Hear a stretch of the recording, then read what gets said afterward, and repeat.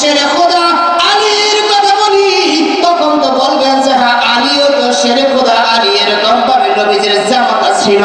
এবার যদি আমি উসমান জিন নুরাইনের কথা বলি, এবার তখন বলবেন যে উসমান জিন নুরাইন হযরত মুহাম্মদুর রাসূলুল্লাহ সাল্লাল্লাহু আলাইহি ওয়াসাল্লামের জামাতা ছিল। বিশ্বনবী মুহাম্মদুর রাসূলুল্লাহ সাল্লাল্লাহু আলাইহি ওয়াসাল্লামের সুহবত পাওয়ার কারণে তারা ইসলামের এত কাজ করেছে। কিন্তু আমি না না না, আমি তাদের কথা বলবো না। বর্তমান জীবনের মধ্যে আমাদের সকলের কাছে পরিচিত বাংলাদেশের প্রত্যেকটা আনাচে কানাচে অলিতে গলিতে যেই নামটা পরিচিত হয়ে গেছে, শুধু আমার বাংলার জমিন নয়, এটা সারা বিশ্বের মধ্যে একটা নাম পরিচয় হয়ে গেছে, সেটা আর কেউ নয়, শহীদ উসমান হাদি। কথা বলেন ঠিক কিনা? এই যে শহীদ উসমান হাদি কিসের কারণে এত পরিচিতি লাভ করেছে, কিসের বলতে এত পরিচিতি লাভ করেছে? অর্থের অভাবে পায় নাই, শিক্ষিতের জন্য এরকম পরিচিতি পায় নাই। এই উসমান হাদির অন্তরের মধ্যে এবং জবানের মধ্যে ঈমানের প্রতি ভালোবাসা ছিল। কথা বলেন ঠিক কিনা? এই যে উসমান হাদি বুকের মধ্যে যা ছিল, জবানের মধ্যেও তা ছিল, কোনো মুনাফিকি করে নাই। কথা বলেন ঠিক কিনা? এই উসমান হাদি এমন একজন উসমান হাদি আমরা পেয়েছিলাম, আমরা কদর করতে পারি নাই। সেই উসমান হাদির জন্য আজকে যে ছেলে মেয়েগুলি খাবার শেষে আজকে দেখা যায় নিজের প্লেটের পানিটা পর্যন্ত উঠায় না, আজকে উসমান হাদির জন্য সারা বাংলার জমিনের মানুষ আজকে কাঁদে। আজকে উসমান হাদির জন্য আজকে যা করতেছে, আজকে কিছু ভাই বোনেরা এটা নিজের ভাই বোনের জন্যও করে না, কিন্তু একবার তাকায় দেখো, ওই যুবক, আজকে তুমিও যুবক, উসমান হাদিও যুবক, তোমাকে কয়জন মানুষ চিনে? উসমান হাদিকে কয় কোটি মানুষ চিনে? আজকে যদি তোমরা এই ঘনিটারির মধ্যে উসমান হাদির মতো ইসলাম প্রিয় হতে চাও, ইসলাম কায়েম করতে চাও, ইনসাফ কায়েম করতে চাও, তোমাকেও সারা বিশ্বের মধ্যে চিনবে। কথা বল ঠিক কিনা? আলোচনা পেশ করবেন জনাব হাফেজ মোহাম্মদ আলী হায়দার সাহেব, মুদারিস বড়ঘাটা কেন্দ্রীয় ইতিমখানা খতিব পূর্ব সারদেবী ধলিকারী গ্রামের মধ্যে মোট আলিমকে কোরআন ও হাদিসের আলোকে আলোচনা পেশ করার জন্য বিনীতভাবে অনুরোধ করতেছি। الحمد لله نحمده ونستعينه ونستغفره ونؤمن به ونتوكل عليه ونعوذ بالله من شرور أنفسنا ومن سيئات أعمالنا من يهده الله فلا مضل له ومن يضلله فلا هادي له ونشهد أن لا إله إلا الله وحده لا شريك له ونشهد أن سيدنا ومولانا محمدا عبده ورسوله. أما بعد فأعوذ بالله من الشيطان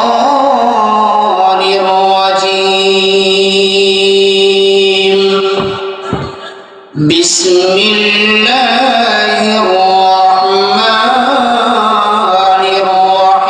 الرحيم. هل أتى على الإنسان حين من الدهر لم يكن شيئا مذكورا. وقال تعالى في شان حبيبه ومحبوبه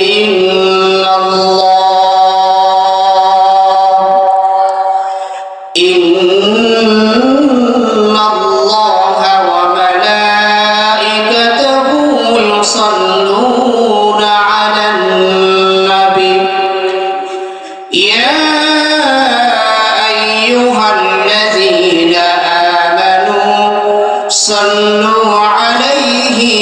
وسلموا تسليما और दिल तो दिल नहीं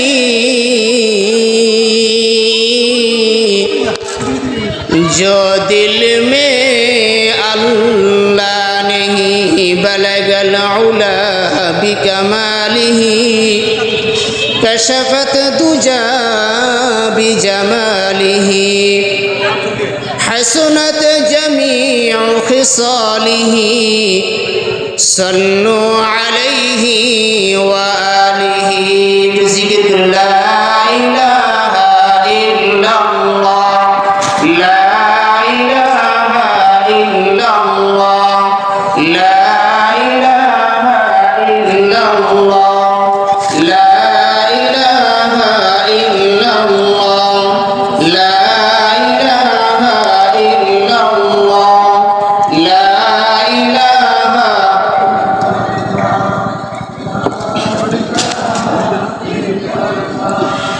لا إله إلا الله لا إله إلا الله محمد رسول الله صلى الله عليه وسلم الحمد لله পূর্ব সারলভী ধনীটারি যুব সমাজের উদ্যোগে তাফসীরুল কোরআন মাহফিলের সম্মানিত সভাপতি সাহেব, প্রধান অতিথি এবং প্রধান মেহমান, পর্দার আড়ালের মা ও বোনেরা এবং আমার সম্মুখপানে কোরআন প্রেমিক যুবক ভাই এবং বৃদ্ধ বাবাজিরা, সকলের প্রতি সালাম। আসসালামু আলাইকুম ওয়া রাহমাতুল্লাহি ওয়া বারাকাতুহু। সম্মানিত উপস্থিতি, আজকে যে তাফসীরুল কোরআন মাহফিল আমরা দেখতে পাচ্ছি, এই তাফসীরুল কোরআন মাহফিলের কে উদ্যোগ নিয়েছেন? খুঁজে দেখা যাবে যুবক ছেলেরা উদ্যোগ নিয়েছেন। যে যুবক বয়সে যে যুবক ছেলেরা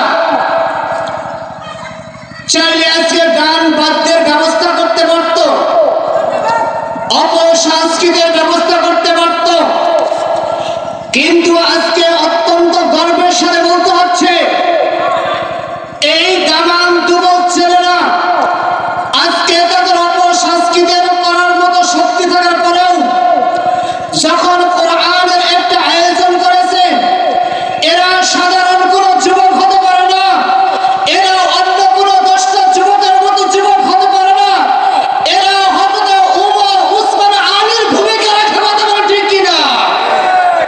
আজকে এই সমস্ত যুবকের মা বাবারা কতই না ভাগ্যবান যাদের সন্তান আজকে কোরআনের তাফসীরের ব্যবস্থা করেছে। যদি কারো মা বাবা কবরের মধ্যে গিয়ে থাকে, আজকে তারা গর্বের সাথে সেখানে বলতেছে আমার সন্তান আজকে কোরআনের ব্যবস্থা করেছে, তাফসীর শোনার ব্যবস্থা করেছে।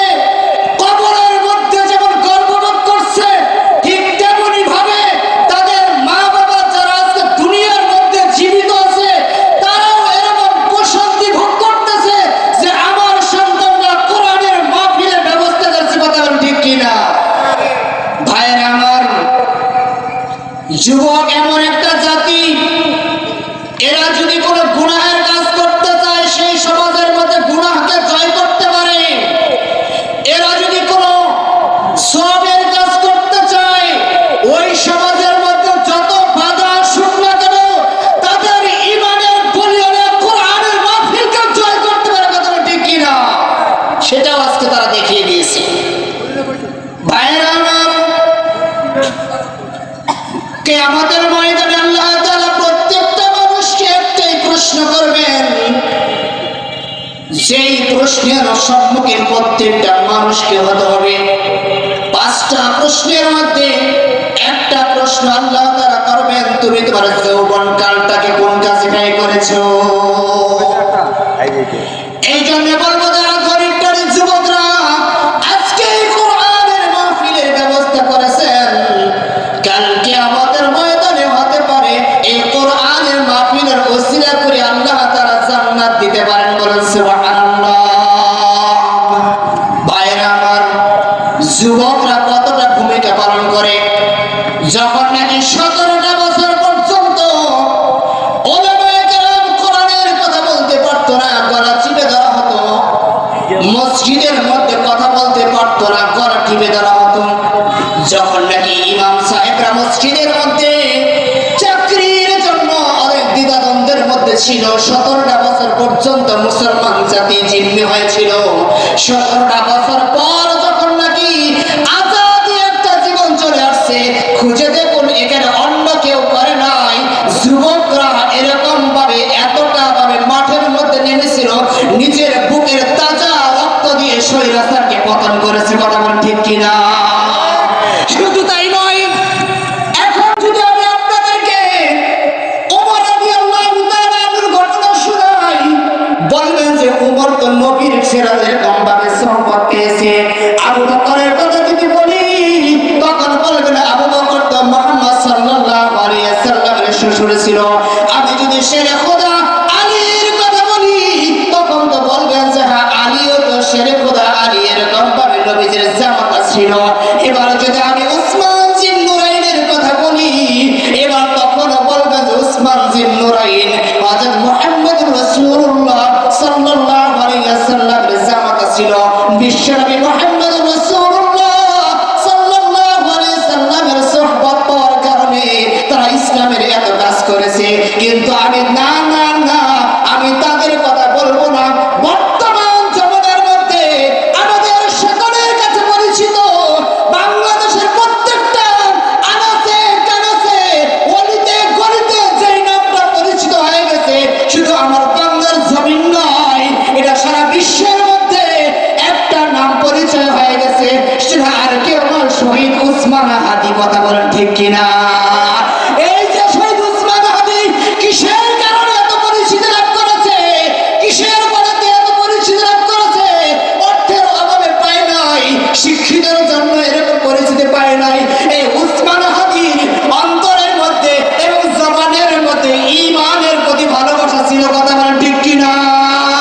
এই যে উসমান হাদি বুকের মধ্যে যা ছিল, জবানের মধ্যেও তা ছিল, কোন মুনাফিকি করে নাই। কথা বলেন ঠিক কিনা? এই উসমান হাদি এমন একজন উসমান হাদি আমরা পেয়েছিলাম, আমরা কদর করতে পারি নাই।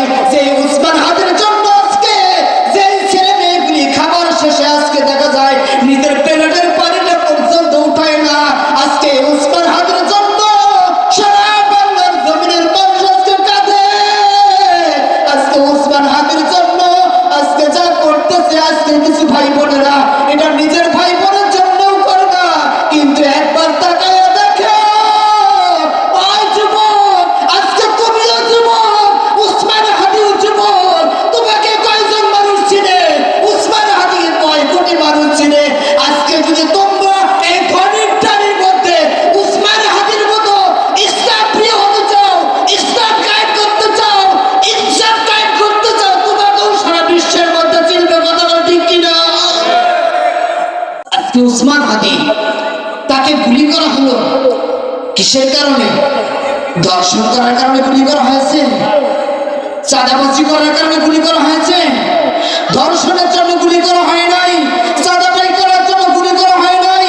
উসমান হাদিকে একমাত্র গুলি করা হয়েছে সে ইসলামের পক্ষে কথা বলেছে, সে দেশের মধ্যে ইনসাফ কায়েম করতে চেয়েছে, সে ইসলামের থেকে ইনসাফের প্রতি বেশি গুরুত্ব দিয়েছিলেন।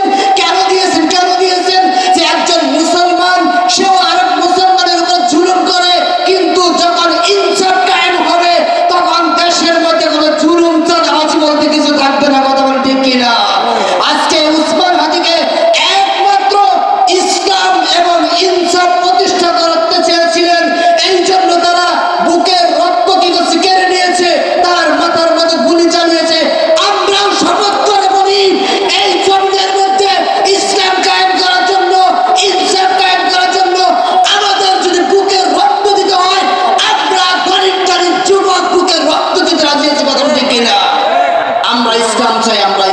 চাই।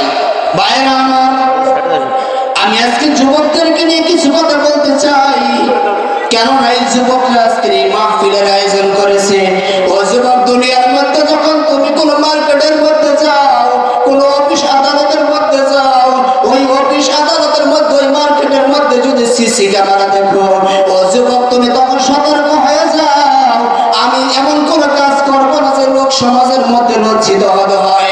আমি এমন কোনো কাজ করবো না যেই কারণে আমাকে বিচারের কাঠগড়ার মধ্যে জড়িত হতে হয়।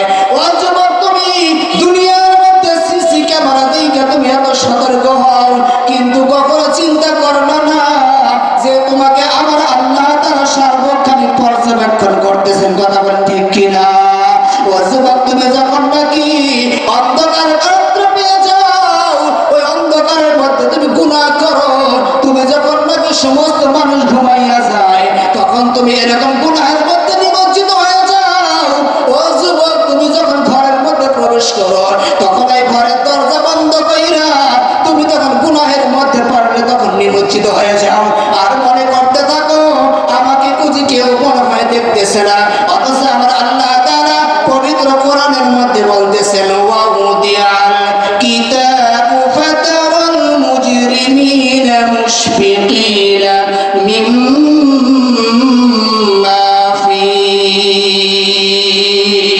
আবার আল্লাহ তাআলা কোরআনের মধ্যে ডাক দিয়ে বলতেছেন, ও যুবক, এমন একটা সময় আসবে তোমার যে সংরক্ষিত যে আমলনামাগুলো আছে, এই সব কিছু আমি রব এই আমলনামাগুলো একটা সংরক্ষিত একটা কিতাব আকারে তৈরি করেছি। এই যে যেরকম ভাবে একটা কোরআন দেখতেছেন, আমার আপনার আল্লাহ এইরকম ভাবে আমার আপনার আমলনামাগুলো একটা বই আকারে তৈরি করেছেন, সংরক্ষণ করে দিয়েছেন। একটা সময় আসবে, ওই সময় আমার আল্লাহ তাআলা ওইগুলা তখন ওপেন করে দিবে, ওইগুলা তখন প্রকাশ করে দিবে। আর যারা অপরাধী, যারা গুনাহ করেছে, যাদের আমলনামায় গুনাহে ভরপুর হয়ে আছে, ওই দিন ওই আমলনামা দেখা তারা আফসোস করে বলতে থাকবে, ইয়াকুলু মা লিহাযাল কিতাব।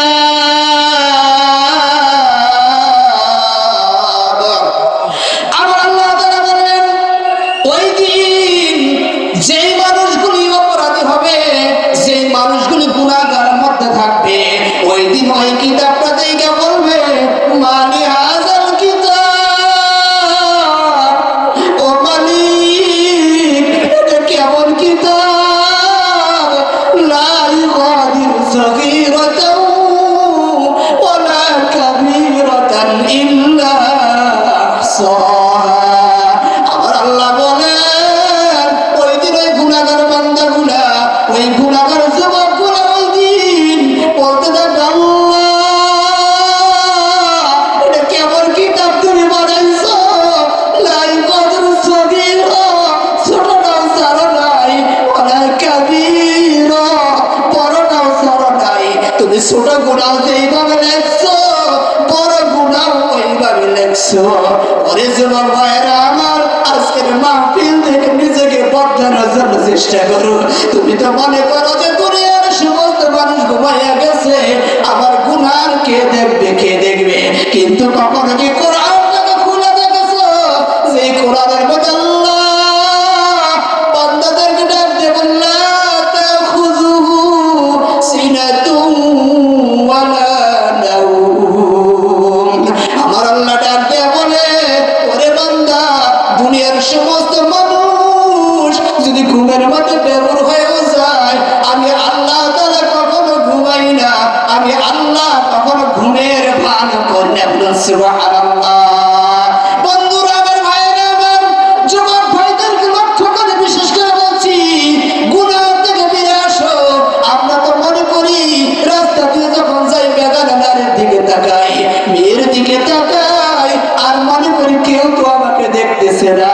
আর তুমি যখন ওই মেয়েটার দিকে তাকাও, আর তাকে নিয়ে যখন কল্পনা জল্পনা করো, আর একটা মেয়ে যখন একটা ছেলের দিকে তাকায়, তাকে নিয়ে জল্পনা কল্পনা করে, আমার আল্লাহ তাআলা বলেন, ইয়ালামু খাইনাতাল আ'য়ুনি ওয়া মা তুখফিস সুদূর। আবার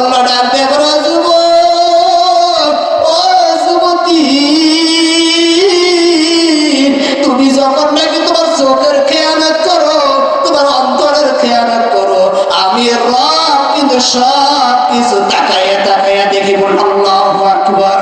ভাইরা আমার, আমরা তো মনে করি টেরায় টেরা চাইলে বুঝি আমাকে কেউ দেখে না।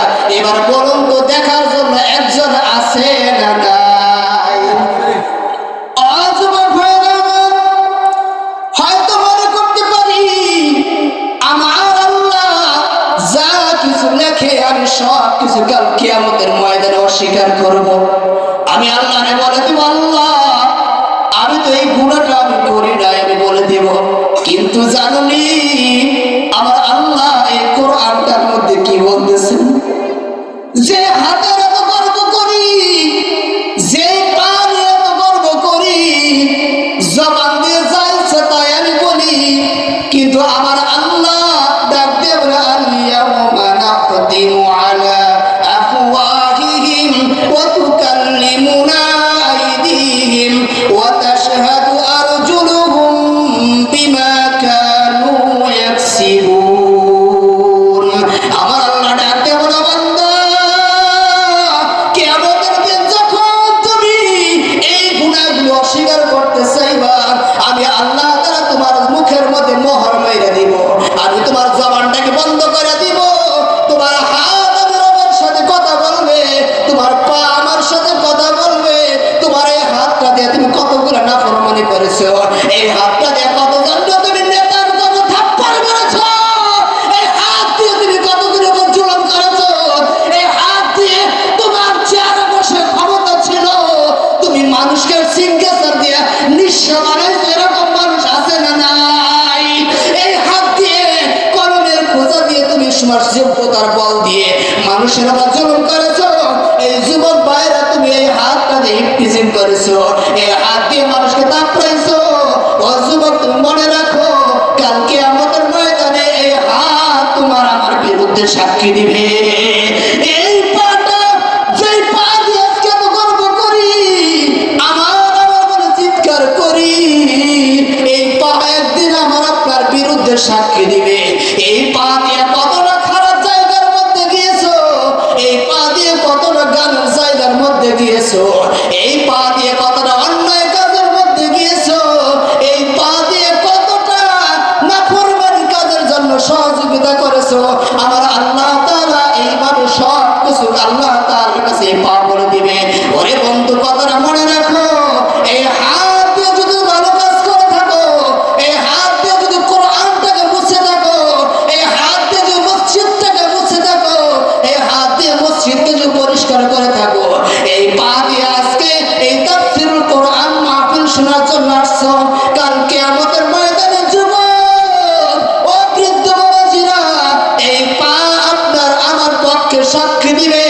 ও মালিক, তোমার বান্দা সারাদিন পরিশ্রম করার পর না ঘুমাইয়া আমি পা দিয়ে হেঁটে হেঁটে কোরআনের মাহফিলে গিয়েছিল। ও আল্লাহ, তোমার এই বান্দাটাকে মাফ করে দাও। আল্লাহ তাআলা ওই পায়ের সুপারিশকে গ্রহণ করবেন। বলুন সুবহানাল্লাহ। ভাইরা আমার, আমরা গুনাহ করি, আমরা নাফরমানি মনে করি, আমরা মনে করি কেউ দেখে না, কিন্তু আমার আল্লাহ ডাকতে বলে, মা ইয়ালফিযু মিন কাওলিন ইল্লা লাদাইয়া রাকীবুন আতীদ। আমার আল্লাহ ডাকতে বলে, বান্দা সর্বদা সর্বক্ষণ সময় আমি তোমার কাছে পৌঁছে রেখে দিয়েছি। তুমি ঘুমাইতে যাও, সেই জায়গাটার মধ্যে পাহারা দেওয়া হয়। তুমি ভালো কাজে যাও, সেই কাজের মধ্যে পাহারা দেওয়া হয়।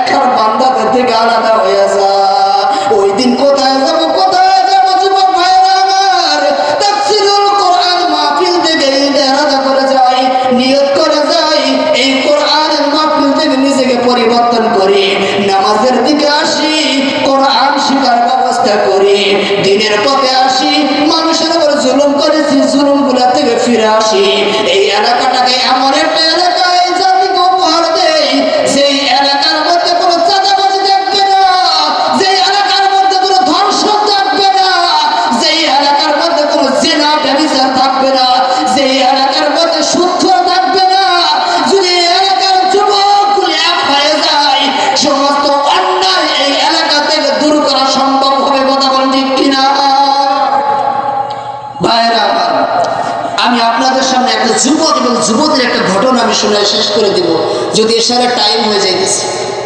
পূর্বের জামানায় একটা ঘটনা ছিল, দুইজন দোস্ত একজনে আরেকজনের সাথে চলাচল করে। ঘটনাক্রমে তারা রান্না করে খায়। একজন যুবক রান্নার জন্য তৈরি হয়েছে, দোস্ত আজকে আমি রান্না করব। আরেকজন দোস্ত চকির মতো শুয়ে আছে, রান্না করাটা দেখতেছে। দোস্ত যখন রান্না করতেছে, রান্না করতে করতে হঠাৎ করে চুলাটা নিভে যায়। দুনিয়ার মধ্যে মা বোনেরা যখন রান্না করে তখন মাঝে মাঝে চুলাটা নিভে যায়, ফু দিয়ে আগুন জ্বালায়। কিন্তু এটা কেমন যুবক ছিল, আগুনের মধ্যে ফু দেয় না, বরং আগুনের মধ্যে হাত দিয়ে নাড়াচাড়া করে আগুন জ্বালায়। সুবহানাল্লাহ। আরেকজন যুবক দেখে বলেছে, বলতো দোস্ত তুমি এটা কি করলা? বলতেছে আমি কি করেছি, কোনো কিছু তো করি নাই। দোস্ত বলতেছে না না তুমি স্বীকার করো, আমি যেটা দেখছি এটা সত্য দেখেছি। এবার দোস্ত বলতেছে, দোস্ত তুমি যদি দেখেই ফেলাইছো তাহলে কয়া ফেলো, আমি স্বীকার যাবো। এবার বলতেছে, দোস্ত তোমার আগুন যখন নিভে যায় তখন তুমি ফু দিয়ে আগুন জ্বালাও নাই, আমি দেখলাম যে তুমি হাত দিয়ে লাইরেছে আগুন জ্বালাইতেছো, কারণটা কি? তারপরে তোমার হাত কেন পড়লো না, তোমার হাতের মধ্যে কেন গরম লাগলো না? এবার এই দোস্ত ডাকতে বলে, দোস্ত আমি যা করেছি তুমি তা দেখেছো, এটাই সত্য, কিন্তু দোস্ত এটা আমার কোনো খারাপ বুদ্ধি নাই। কার কারামতি, কার কারামতি? এবার যুবক বলতেছে, দোস্ত আমাকে একজনে দোয়া করেছিল যার আমল নামায় কোনো গুনাহ নাই, ওই দোয়ার বদলতে আজকে আল্লাহ তাআলা আমাকে দুনিয়ার আগুন আর শরীরের মধ্যে লাগায় না। বলেন সুবহানাল্লাহ। এবার দোস্ত বলতেছে, খুলে বলো ঘটনা কি? এবার দোস্ত বলে যে আগুন নাড়াচাড়া করছে। দোস্ত বলতেছে, ও দোস্ত আমি তো সমাজের মধ্যে অনেক ধনী ছিলাম, টাকা পয়সার কোনো অভাব ছিল না, আমি টাকা পয়সা যেমনি ইচ্ছে উড়াইতাম, মদ গাঁজা যা আছে সব কিছু খাইতাম, এলাকার মধ্যে দর্শন করে বেড়াইতাম। মানুষ সবাই জানে অমুকের ছেলে এই কাজগুলো করে বেড়ায়। কিন্তু দোস্ত আমার বাড়ির দোতলার ছাদে উঠে একদিন মদ পান কইরা সামনের বাড়ির দিকে তাকাইয়া দেখি একটা সুন্দর একটা মেয়ে দেখা যায়। এক নজর দেখার পরে দোস্ত আমি তো শেষ হয়ে গেছি, আমি তো ওর মধ্যে ঢুকে গেছি, আমি তো ওকে পাওয়ার জন্য ব্যস্ত হয়ে গেছি। এবার যখন দেখো এই মেয়ের কাছে গেলাম, মেয়েটা যায় আই লাভ ইউ বলে দিলাম। কি বলছি ভাই? আই লাভ ইউ বলে দিচ্ছি। কিন্তু ওই মেয়ে তো আর তাকে আই লাভ ইউ বলে না, মেয়ে তো আর আই লাভ ইউ মার্কা না। যুবক তুমি যেমন আই লাভ ইউ মার্কা, ওই যুবতী মেয়ে কিন্তু আই লাভ ইউ মার্কা না। এবার এই যুবক তার বাবার কাছে এসে বলতেছে, বাবা আমাকে যেই করে হোক ওই মেয়েটাকে আমার ঘরে বউ বানায় দিতে হবে। ওই সন্তানের বাবা মেয়ের বাবার কাছে গিয়ে প্রস্তাব পেশ করছে, কিন্তু মেয়ের বাবা রাজি হয় নাই। মেয়ের বাবা বলে দিয়েছে, আমি ধন সম্পদ চাই না, আমি কোনো কিছুই চাই না, আমি একজন দিনদার পরিবার চাই, দিনদার সন্তান চাই, যাকে আমি মেয়ের জামাই হিসেবে গ্রহণ করব। কিন্তু তোমার ছেলে তো ইয়াবা কর, বাবা কর, তোমার ছেলে তো মক্খর, তোমার ছেলে তো জিনেকার একজন ছেলে, আমি তোমার কাছে আমার দিনদার মেয়েটা দিতে পারি না। এই বলে যখন ফিরাইয়া দেয়, ওই মেয়েটা তখন অন্যের ঘরে যায় বিয়ে হয়। ঘটনা করে 3টা সন্তান হয়। সন্তান হওয়ার পরে জটিল একটা রোগে তার স্বামী মারা যায়। মুহতারাম হাজিরিন, শুধু স্বামী মারা যায় এই পর্যন্তই নয়, ঘটনাক্রমে কিছুদিন পর ওই এলাকার মধ্যে দুর্ভিক্ষ দেখা দেয়। দুর্ভিক্ষের সময় এই মক্খর ছেলে এই করতেছে কি, সমাজের মধ্যে এরকম ত্রাণ বিতরণ করতেছে, ত্রাণ বিতরণ করতেছে অভাবী মানুষের মধ্যে। আর ওই মহিলাটাও তার 3টা বাচ্চা নিয়ে ত্রাণের জন্য আসছে। এবার যখন ত্রাণের জন্য আসছে, সবাই ত্রাণ নিয়ে চলে গেছে, সর্বশেষ ওই মহিলাটা 3টা বাচ্চা নিয়ে আসছে। এবার এই পুরুষ বলে, ও মহিলা আমাকে মনে হইতেছে তোমাকে আমি চিনি। এবার মহিলা বলতেছে, হ্যাঁ আমিও তোমাকে চিনি। এবার পুরুষ ডাক দিয়ে বলতেছে, ও মহিলা তুমি আমাকে কিভাবে চিনো একটু বলো তো দেখি। এবার মহিলা বলেন, তুমি তো ওই ছেলে যেই ছেলেটা নাকি মদ খায়া বেড়াইতো, তুমি তো ওই ছেলে যে ইয়াবা খায়া বেড়াইতো, ফেন্সিডিল খায়া বেড়াইতো, তুমি তো ওই ছেলে এই সমাজের মধ্যে জেনা কইরা বেড়াইতা, তুমি পাঠাইছিলাম, আর আমার বাবা বিয়ের প্রস্তাবকে প্রত্যাখ্যান কইরা তোমার বাবাকে অপমান কইরা বাড়ি ফিরিয়ে দিছে। বলো তো তুমি কি সেই ছেলে না? এবার তো ছেলে শিকার যাইতেছে, হ্যাঁ আমি সেই ছেলে। শুধু শিকার যায় না, বরং বলতেছে, যেমন বলতেছে আমার পূর্বেকার রাগ গুলো আবার নতুন করে বসায় দিছে। এবার বলতেছে সবাইকে ত্রাণ দিয়েছি, চলে যাও চলে যাও, তোমাকে আমি ত্রাণ দিব না, একটা শর্ত ত্রাণ দিতে রাজি আছি, তুমি যদি আমার সাথে জিনায় লিপ্ত হতে পারো। কথা বলেন নাউজুবিল্লাহ। এবার মহিলা বলে না না না, রিজিকের জন্য খাবারের জন্য কোনো মুমিন মুমিনা কোনোদিন নিজের ইজ্জতকে বিসর্জন দিতে পারে না। যে আল্লাহ তাআলা আমাকে পাঠাইছে ওই রাজ্জাক আমাকে রিজিকের ব্যবস্থা করবে। কারণ আল্লাহ তাআলা পবিত্র কোরআনে বলতেছেন ওয়া মাইয়াত্তাকিল্লাহা ইয়ারযুকহু ওয়া মাইয়াত্তাকিল্লাহা ওয়া ইয়াজআল লাহু মাখরাজা। আমার আল্লাহ ডাক দিয়ে বলে যার অন্তরের মধ্যে আমি রবের ভয় থাকবে, আমি রব তাকে কোন জায়গা থেকে রিজিক দিব সে নিজেও টের পাবে না। বলুন সুবহানাল্লাহ। এবার মহিলা চলে যাইতেছে, বড় ছেলেটা বুঝে মাকে বলতেছে মা সবাই তো খাবার পাইলো, আমরা তো খাবার পাইলাম না, এই যুবকের সাথে তোমার সাথে কিসের দ্বন্দ্ব? তাড়াতাড়ি হয় যুবকের সাথে তুমি মিটমাট করো, আর না হলে তোমার সন্তানদেরকে তুমি গলায় টিপে টিপে হত্যা করো। এবার সন্তানটা ক্ষুধার জ্বালায় হত্যা করতে বলে মায়ের মন মানে না। এবার মা পিছন দিকে তাকায়, আর ওই যুবক তখন মুস্কি মুস্কি হাসে, মনে করে যে হয়তো বা সে রাজি হয়েছে। বলুন নাউজুবিল্লাহ। এবার মহিলা এসে বলে ও যুবক, তুমি যেটা ভাবছো ওটা আমি করবো না, কোনোদিন আমি জেনার কাছের মধ্যে যাব না।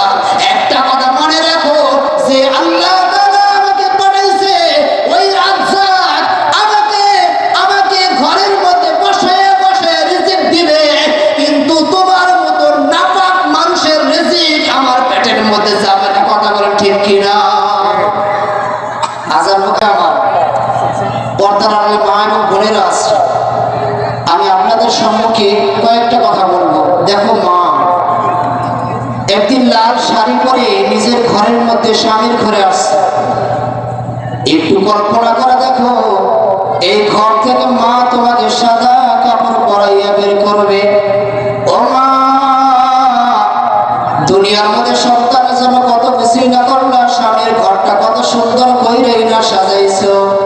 এগুলো সাজাইতে গিয়া মা তুমি কত কিছু নাফরমানি করেছো, নামাজ কালাম ত্যাগ করেছো, কোরআন পড়ো নাই, মানুষের সাথে ঝগড়া বিবাদ করেছো।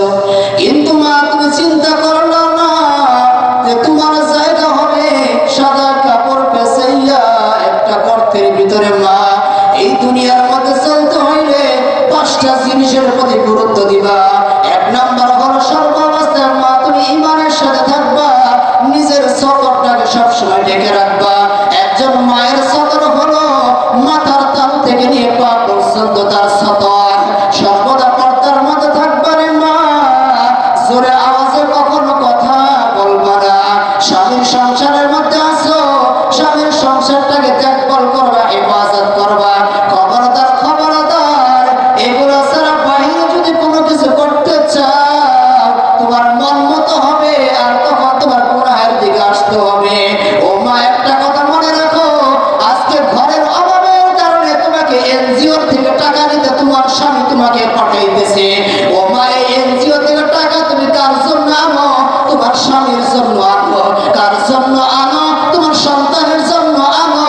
কিন্তু কাল কিয়ামতের ময়দানে যখন নাকি আল্লাহ তাআলা এনজিও টাকার ব্যাপারে তোমাকে ধরবে, কবরের মধ্যে যখন তোমার স্বামী তোমাকে রেখে আসবে, সন্তানকে রেখে আসবে, কবরের মধ্যে যাওয়ার সাথে সাথে তোমাকে এনজিওর টাকার ব্যাপারে তোমাকে ধরবে। ও মা তুমি তখন কোন জবাব দিবা? তোমার কাছে কি আছে জবাব দেওয়ার মতো? মা ওই সময় তো কেউ তোমার সাথে যাবে না, ওই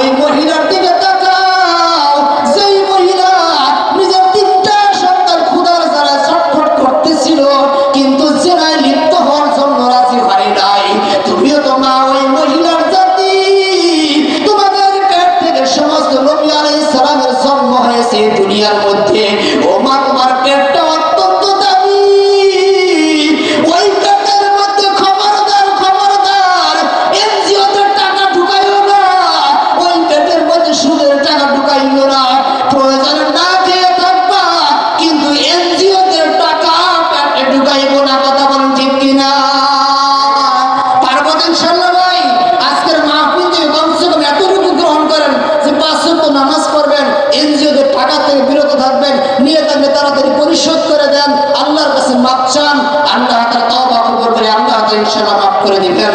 আল্লাহ তাআলা আমাদের সবাইকে এই কথাগুলোর উপর আমল করার তৌফিক দান করুন।